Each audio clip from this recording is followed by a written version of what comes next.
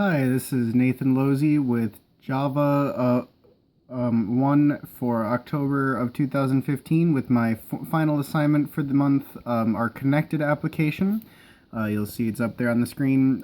So this week we were to use API calls.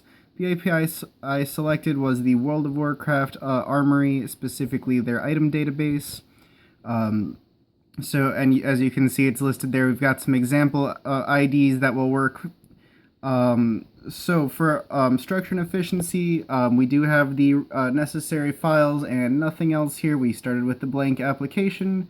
We've got our main ID, or main activity rather, which holds all of our data.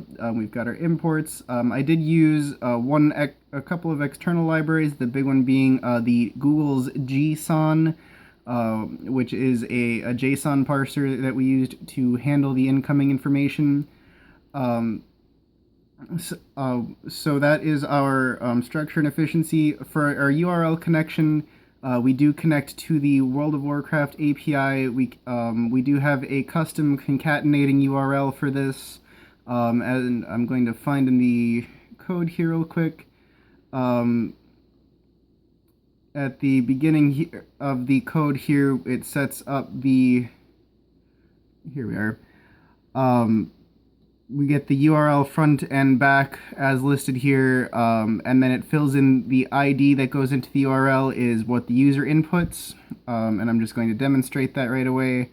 So you'll see I've got a couple of examples here, but we're going to try to pick something at random and see if it works. Not all of the numbers here do work, but you can see that this one I typed in, we got a dull iron key. The data I got is it does re-get the ID from the website, so of course that's going to match up to what you type in. The name of the item, this cell value is different depending on what the item is. And it says in copper because in this game 100 copper is a silver, 100 silver is a gold, but this doesn't make those distinctions, so something that's worth a couple of gold ends up having a sell price of several hundred thousands up to, so that's just for clarification. And then the other information you see there is whether or not the item is an equipable item, which is another one of the details given by the API. So this all is being performed by the by an async task. We have that as an internal class here, or an inner class rather, which you see start right about here. We've got our private item task. The reason this is an inner class instead of being in a separate file is due to the fact that we use the alert dialogues on the on pre-execute and on post-execute. These were not going to fire for me.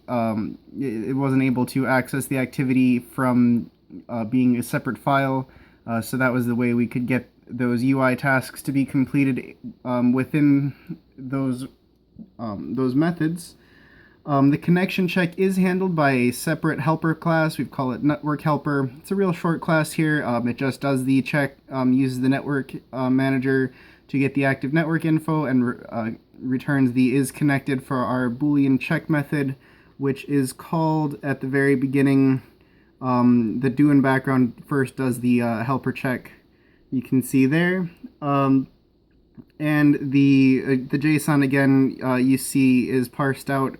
That all actually happens right here in the alert. We've got the JSON parser, and that sets up the it gets the name, ID, the sell price, and you can see the various codes or the keys there from the JSON, and that is it. Oh, and the advanced view is used as that alert view to make that happen. And you can see I do have a progress indicator there depending on how fast it goes. The app does let you know that it is loading as soon as you push the button. These are pretty small calls, but you do see that you're getting that loading information. So yeah, that is the connected application, and that it's been a fun class. We'll see you next time around.